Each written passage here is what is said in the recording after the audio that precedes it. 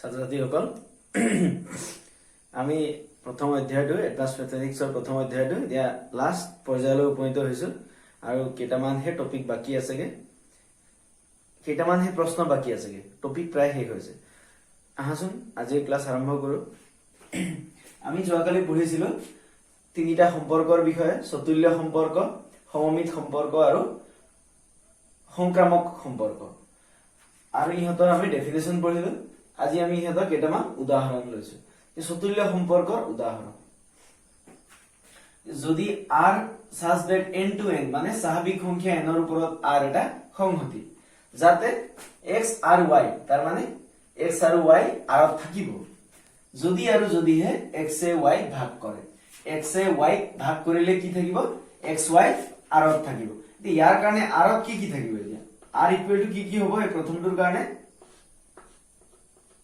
1,1 হবো কারণ একে একক ভাগ করে x এ y ভাগ করে x আর y মানে x এ y ভাগ করে একে একক ভাগ করে 2 রেও 2 ভাগ করে 3 রেও 3 ভাগ করে 4 রেও 4 ভাগ করে এনেকৈ প্রত্যেকটো স্বাভাৱিক সংখ্যায় নিজকে ভাগ করে এইবিলাক থাকিবই লগত এইবিলাকও থাকিব একে 2 কো ভাগ করে একে 3 কো ভাগ করে এনেকৈ গৈ গৈ একে যেনিবা 100 কো ভাগ করে এনেকৈ তাৰ মানে সকলো ভাগ কৰিব 2 এ যেনিয়া ভাগ কৰিব কাৰণে 2 ৰে 4 কো ভাগ কৰিব 2 ৰে 6 কো ভাগ কৰিবই কিন্তু ইয়াৰ লগত আমাৰ কথা নাই আমাৰ কথা কাৰ লগত যেহেতু চতুল্য সম্পৰ্ক 1 1 2 2 3 3 4 4 থাকিব লাগিব গতিকে কি হ'ব একে একক ভাগ কৰে 2 এ 2 ভাগ কৰে 3 এ 3 ভাগ কৰে গতিকে এটা হৰণ কৰে তাৰ মানে সেই কাৰণে যত xy belongs to n স্বাভাৱিক সংখ্যা হলে সেই কাৰণে এটো এটা চতুল্য সম্পৰ্কৰ উদাহৰণ হৈ যাব দুই নম্বৰতে কি লিখিছো r such that a to a এটা যিকোনো সম্পৰ্ক তে তাৰ ওপৰত কি হৈছে r কিছুমান r এটা সম্পৰ্ক যাতে a এটা সংগতি r এটা সম্পৰ্ক যাতে l1 r l2 হয় এনেকৈ একে l1, l2 r ত থাকিব তাৰ মানে r ত কি থাকিব এনেকৈ l1, l2 থাকিব কেতিয়া থাকিব যদিহে l1 আৰু l2 সমান্তৰাল হয় তে যত l1, l2 belongs to a হল সৰল ৰেখাৰ সংগতি হেতু লিখিব লাগিব এ কি আছে সৰল ৰেখাবোৰ আছে এই সৰল ৰেখা মানে এই গুটে এনেকুৱা ৰেখাবোৰ এনেকুৱা ধৰণৰ গুটেইখিনি ৰেখা ক'ত আছে এত আছে বেকা নহয় এনেকুৱা নাই বেকা নাই সিধা ৰেখাবোৰ এনেকুৱা ৰেখাবোৰ সকলো ক'ত আছে এত আছে তে তাৰে আমি দুটা ৰেখা লৈছো কোনবোৰ এটা l1 এটা l2 গতিকে কি হ'ব l1 আৰু l2 সমান্তৰাল যত এইটো হ'ব মানে ইয়াত l1 আৰু l2 থাকিব যত কি হ'ব লাগিব l1 সমান্তৰাল ইয়াত সাজ ডেট লিখি দিছো এনেকৈ l1 সমান্তৰাল l2 হ'ব লাগিব তাৰ মানে l1 আৰু l2 কেতিয়া থাকিব l1, l2 যেতিয়া l1 আৰু l2 সমান্তৰাল হয় এতিয়া আমি এটা কথা জানিব লাগিব যে এটা ৰেখা নিজৰ ওপৰতে নিজৰ লগতে সমান্তৰাল এটা ৰেখা নিজৰ লগতে সদায় সমান্তৰাল কাৰণ সমান্তৰাল হ'বৰ কাৰণে কি হ'ব লাগিব এনেকুৱা হ'ব লাগিব এইটো l1 এইটো l2 হলে ইয়াত ৰাখিব পাৰি ইয়াৰ কি হৈ গল l1 আৰু l2 সমান্তৰাল হ'ল এই সমান্তৰাল হলে কি হ'ব আমাৰ ইয়াত লিখিব পাৰিম কিন্তু কি হ'ব এটা ৰেখা নিজৰ লগতে সদায় সমান্তৰাল কাৰণ ইয়াৰ আৰু ইয়াৰ দূৰত্ব কিমান 0 l1 ৰ লগত l1 ৰ দূৰত্ব কিমান 0 হ'ব গতিকে প্ৰত্যেকটো ইয়াত কি থাকিব এইবিলাক মৌল থাকিব কোনবোৰ l1, l1 থাকিব নিজৰ লগতে সমান্তৰাল যে l2, l2 থাকিব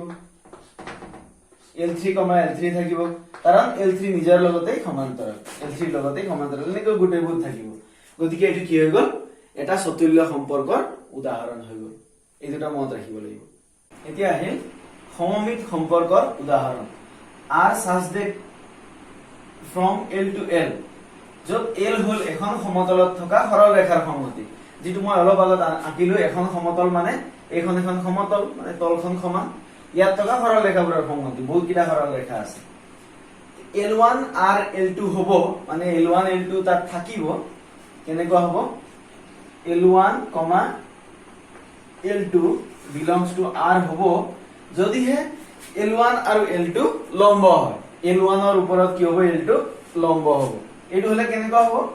এনেকুৱা এটা ৰেখা লাগিব এনেকুৱা এটা লাগিব তেতিয়া কি হ'ব L1 আৰু L2 ইয়াত থাকিব যদিহে L1 আৰু L2 ইয়াতৰ ওপৰত লম্ব হয় এতিয়া হলে কি হ'ব L1, L2 ক'ত থাকিব L1, L2 ক'ত থাকিব R ত থাকিব একে এই যদি এটো হয় চাওঁচোন তেতিয়া কি হ'ব L2, L1 ক'ত থাকিব এই R ত থাকিব কাৰণ যদিহে L1 আৰু L2 লম্ব হয় বুলি কৈছে L1 আৰু L2 হ'ব যদিহে L1 আৰু L2 লম্ব হয় এতিয়া যদি ইয়াক আমি উল্টা কৰি দিও আমাক সমমিত হবৰ কাৰণে L2 L1 লাগে এতিয়া L2 আৰু L1 হ'ব যদিহে L2 আৰু L1 লম্ব হয় যদি L1 আৰু L2 লম্ব হয় তেন্তে L2 আৰু L1 লম্ব হ'ব L1 যদি L2 ৰ ওপৰত লম্ব হৈছে 90 ডিগ্ৰী কৰিছে তেতিয়া হলে L2 এ L1 ৰ ওপৰত 90 ডিগ্ৰী কৰিব গতিকে L1 আৰু L2 যদি R ত থাকে ইয়াৰ কাৰণে দেই কি সমতলত থকা এই লম্ব ৰেখা হলে L1 আৰু L2 লম্ব হয় তেতিয়াহে থাকিব তেতিয়াহলে L2 আৰু L1 ইয়াত থাকিবই লাগিব কাৰণ L2 L1 ৰ ওপৰত লম্ব হ'ব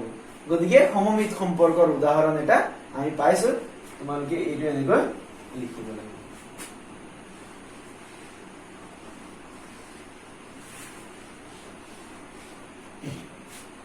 এতিয়া আহিল সংক্ৰামক সম্পৰ্কৰ উদাহৰণ R such that L1 to L2 ইয়াতো একেই L1 to L2 L1 R on L L ৰ ওপৰত R এটা সম্পৰ্ক য'ত L হল এখন সমতলত থকা সৰল ৰেখাৰ সংহতি L2 কেনেকুৱা এখন সমতলত থকা সৰল ৰেখাৰ সংহতি একেই আগতে যেটো আছিল এখন সমতলত থকা সৰল ৰেখাৰ সংহতি L1 আৰু L2 হ'ব যদিহে L1 আৰু L2 সমান্তৰাল হয় এতিয়া এই L1 R ত কি থাকিব L1, L2 থাকিব যদিহে কি হয় সমান্তৰাল হয় L1 সমান্তৰাল L2 হয় তেতিয়াহে কি হ'ব এই R ত L1 আৰু L2 থাকিব গতিকে ধৰিলো এই L1 আৰু L2 কি হৈছে সমান্তৰাল হৈছে হৈ গ'ল তে সংক্ৰামক হবৰ কাৰণে আমাক কি লাগিব আৰু এটা কিবা লাগিব L1, L2 ইয়াত আছে আৰু এটা কি লাগিব আমাক L2, L3 লাগিব তে L2, L3 R ত থাকিব যদি R ত থাকে তেতিয়াহলে কি হ'ব L2, L3 যদি R ত থাকে তেতিয়াহলে কি হ'ব লাগিব L2 R L3 হ'ব যদিহে L2 আৰু L3 সমান্তৰাল হয় তেনেকুৱা হ'ব গতিকে L2 আৰু L3 সমান্তৰাল হলে L3 কেনেকৈ আঁকিব লাগিব এনেকৈ পাইছা বুজি L1 আৰু L2 R ত থাকিব যদিহে L1 L2 ৰ সমান্তৰাল হয় L1 আৰু L2 সমান্তৰাল হয় আমি সমান্তৰাল আঁকিলো এতিয়া যদি L2 L3 R ত থাকে তেতিয়াহলে কি হ'ব L2 R L3 হ'ব যদিহে L2 আৰু L3 সমান্তৰাল হয় তাৰ মানে L2 আৰু L3 সমান্তৰাল হলে এনেকৈ আঁকিব লাগিব L2 L3 এনেকৈ আঁকিব লাগিব L3 আমি এনেকৈ আঁকি দিলেতো নহব এনেকৈ যদি L3 আঁকি দিও তেতিয়াহলে এই দুটাটো সমান্তৰাল নহব L2 আৰু L3 গতিকে এইটো আমি আঁকিব নোৱাৰো তেতিয়াহলে কি হ'ব লাগিব সংক্ৰামক হবৰ কাৰণে কি শিকিছিলো এইটো আছে এইটো আছে এইটো বাদ দিলো কি থাকিল L1, L3 ইয়াত থাকিব লাগিব L1, L3 কেতিয়া থাকিব যেতিয়া L1 R L3 হ'ব যদিহে L1 আৰু L3 সমান্তৰাল হয় L1 আৰু L3 সমান্তৰাল হৈছে না সেইটো চাব লাগিব L1 আৰু L3 সমান্তৰাল হৈছে গতিকে এইটো L1 আৰু L3 ইয়াত থাকিব যদি L1 L2 আৰু L2 L3 ইয়াত থাকে তেতিয়াহলে L1 L3 ইয়াত থাকিব সেইটোৰ কথাটো ইয়াত এতিয়া গতিকে এইটো হল এটা সংক্ৰামক সম্পৰ্কৰ উদাহৰণ এটাই পাৰ্থক্য সমমিত আৰু এই সংক্ৰামকৰ উদাহৰণটো তাত ইয়াত লম্ব হয় আছিল ইয়াত হ'ব সমান্তৰাল হয় লম্ব হলে সমমিত হ'ব সমান্তৰাল হলে সংক্ৰামক হ'ব যে যদি লম্ব হয় চোৱা ধৰা হল এইটো হল L1 আৰু ধৰিলো ইয়াৰ ওপৰত লম্ব কোণটো এইডাল হল L2 এতিয়ালে কি হৈছে যদি ইয়াত লম্ব হয় থাকে এইটো মই মুছি দিলো ইয়াত ধৰা হল লম্ব হয় বুলি লিখা আছে লম্ব হয় তেতিয়াহলে কি হ'ব L1 আৰু L2 লম্ব হয় লম্ব হৈছে তেতিয়াহলে কি হ'ব L1, L2 ক'ত আছে এই আৰত থাকিব সংক্ৰামক হয় নহয় চাম দেই এতিয়া L2, L3 ইয়াত আছে আমি ভাবিলো কি L2, L3 আৰত আছে তে L2, L3 আৰত থাকিব তেতিয়া কি হ'ব L2 ৰ ওপৰত L3 লম্ব হ'ব লাগিব L3 কেনেকুৱা থাকিব লাগিব এনেকুৱা এতিয়া L1, L3 ইয়াত থাকিব যদিহে L1, L3 ৰ ওপৰত কি হয় লম্ব হয় কিন্তু আমি কি দেখিলো যদি L2 টো আমি এনেকৈ মুছি দিও তেতিয়াহলে ইয়াত কি থাকিব L1 আৰু L3 কি হৈছে ইয়াত লম্ব হোৱা নাই কি হৈছে সমান্তৰাল হৈ হৈছে গতিকে ইয়াত যদি লম্ব হয় বুলি লিখো সেইটো সংক্ৰামক সম্পৰ্ক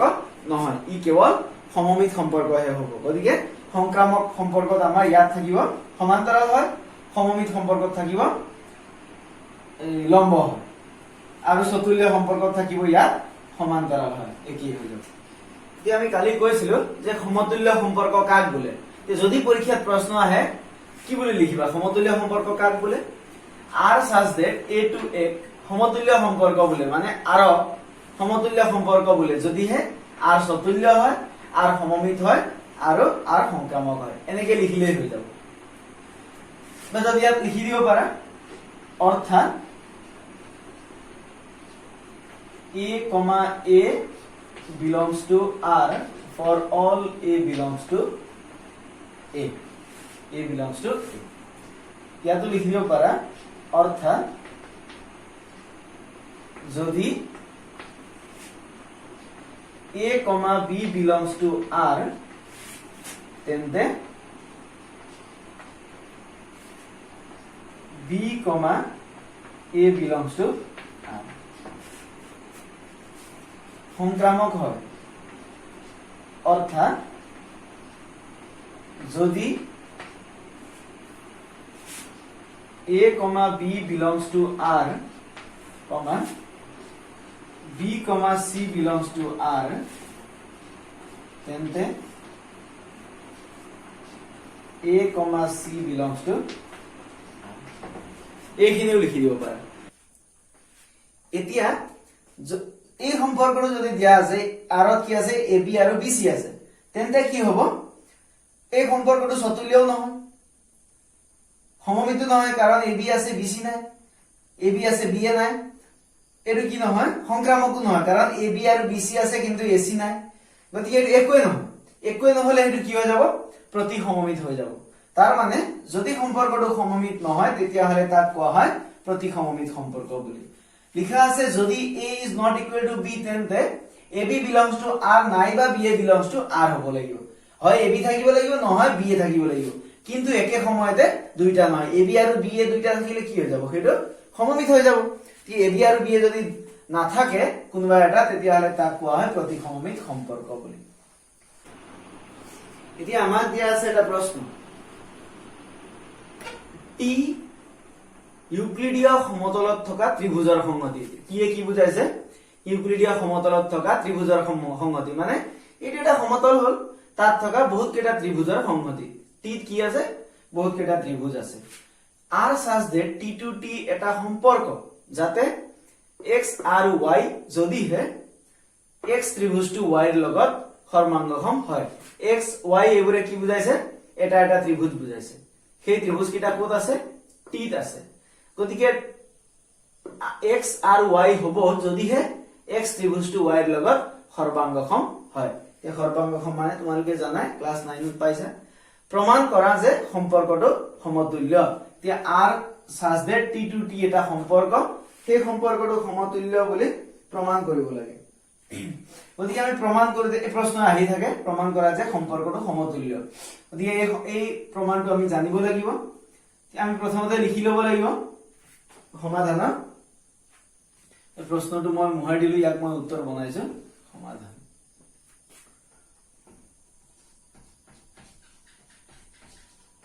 সমাধান আমি লিখিম দিয়া আছে টি ইউক্লিডীয় সমতলত থকা ত্ৰিভুজৰ সংহতি r such that t to t এটা সম্পৰ্ক যাতে এটো দিয়া আছে গতিকে ইয়াৰ জায়গাত মই কি লিখিম এই গুটেটো মই মুছি দিলো ইয়াত মই কি লিখিম r ইকুৱেল টু r কি আছে বলে x আৰ y মানে x, y যদিহে x সৰ্বাংগসম y হয় আৰু কি হ'ব x, y belongs to a to t এটোৱে দিয়া আছে প্ৰশ্ন গতিকে আমি প্ৰমাণ কৰিব লাগে সম্পৰ্কটো সমতুল্য তাৰ কাৰণে আমি চাম সম্পৰ্কটো সতুল্য হয় নে নহয় r সতুল্য হ'ব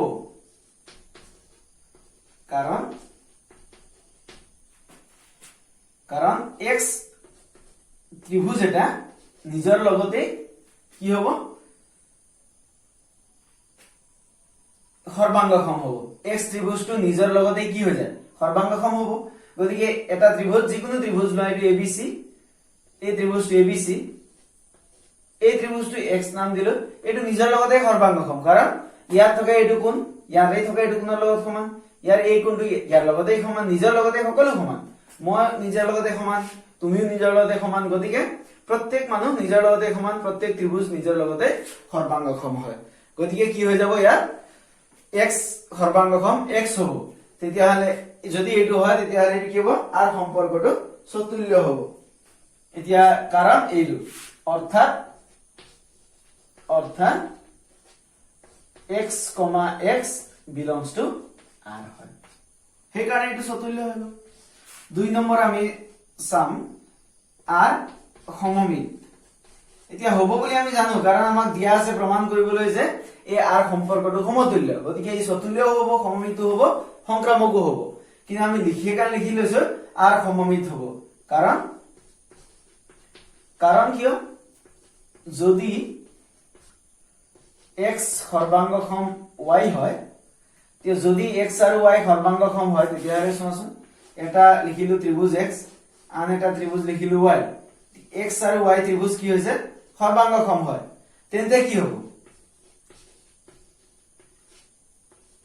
y কি হৈ যাব x ৰ লগত সৰ্বাংগসম হ'ব তেন্তে এটো হ'ব যদি কোনো এটা ত্ৰিভুজ x কোন আন এটা ত্ৰিভুজ y ৰ লগত সৰ্বাংগসম হয় তেন্তে y ত্ৰিভুজটো x ৰ লগত সৰ্বাংগসম হ'ব কাৰণ এটো যদি এটোৰ লগত সমান্তৰাল হয় ই বুজাইছে কি এটো ইয়াৰ লগত সমান এটো ইয়াৰ লগত সমান এই কোণটো ইয়াৰ লগত সমান এই বাহু ইয়াৰ লগত সমান ই বুজাইছে গতিকে ইয়াৰ উল্টাটোও শুদ্ধ হ'ব গতিকে কি হৈ যাব এটো হৈ যাব তাৰ মানে এই সম্পৰ্কটো এটা সমমিত সম্পৰ্ক হৈ গ'ল যদি এটো হয় অৰ্থাৎ ই কি বুজাইছে x, y belongs to r হয় তেন্তে ইয়াৰ উল্টাটো ই কি বুজাব yx y, x belongs to r হৈ যাব 3 নম্বৰ r সংক্ৰামক কাৰণ r সংক্ৰামক হ'ব কাৰণ ইয়াৰ কাৰণে দুটা আমাক শৰ্ত লাগিব যদি x সৰ্বাংগসম y আৰু y সৰ্বাংগসম z হয় তেন্তে কি হ'ব এইটো x সৰ্বাংগসম z হৈ যাব এইটো কেনেকৈ হ'ব এটা ত্ৰিভুজ লোৱা এইটো ত্ৰিভুজ এই x ত্ৰিভুজটো বলে আন এটা ত্ৰিভুজ লোৱা y ত্ৰিভুজ ইয়াৰ লগত সৰ্বাংগসম আমাক দিয়া আছে কি বুলি x সৰ্বাংগসম y মানে x ত্ৰিভুজটো y ৰ লগত সৰ্বাংগসম এই কোণটো ইয়াৰ লগত সমান এইটো কোণ ইয়াৰ লগত সমান এইটো কোণ ইয়াৰ লগত সমান আৰু y সৰ্বাংগসম z বুলিও দিয়া আছে এইটো y সৰ্বাংগসম z মানে এই কোণটো ইয়াৰ লগত সমান এই কোণটো ইয়াৰ লগত সমান এই কোণটো ইয়াৰ লগত সমান এইটো z তেন্তে কি হ'ব x সৰ্বাংগসম z হ'ব কাৰণ যদি আমি মাজৰ y টো মুছি দিও তেতিয়া হলে কি হৈ গ'ল এইটো ইয়াৰ লগত সমান হৈ গ'ল কাৰণ এইটো ইয়াৰ লগত সমান এইটো ইয়াৰ লগত সমান তাৰ অৰ্থ কি হ'ল এইটো ইয়াৰ লগত সমান এইটো ইয়াৰ লগত সমান এই ত্ৰিভুজটো এইটো ইয়াৰ লগত সমান এইটো ইয়াৰ লগত সমান তেতিয়া হলে কি হৈ যাব এইটোৰ এইটো সমান হ'ব গতিকে ইয়াত কি হৈ যাব যদি x সৰ্বাংগসম y আৰু y সৰ্বাংগসম z হয় তেন্তে x সৰ্বাংগসম z হ'ব ইয়াৰ অৰ্থ কি হ'ব xy belongs to r আৰু ইয়াৰ কি হ'ব yz belongs to r তেন্তে কি হৈ গ'ল x, z belongs to r হৈ গ'ল অর্থাৎ আর সম্পর্কটো চতুলীয়াও হল সময়টো হল সংক্রামক হল এতেকে আমি লিখি দিম আর সমতুল্য সম্পর্ক কিতাপত বহুতখিনি প্রশ্ন দিয়া আছে অনুশীলনীতে দিয়া আছে উদাহৰণতো দিয়া আছে দেখুৱা যে সম্পৰ্কটো সমতুল্য সম্পৰ্ক সেইখিনি তোমালোকে কৰি চাবা চেষ্টা কৰিবা যদি নোৱাৰা মোক কবা তেতিয়াহ'লে মই আকৌ ইয়াৰ পিছৰ ভিডিঅ'ত আমি আলোচনা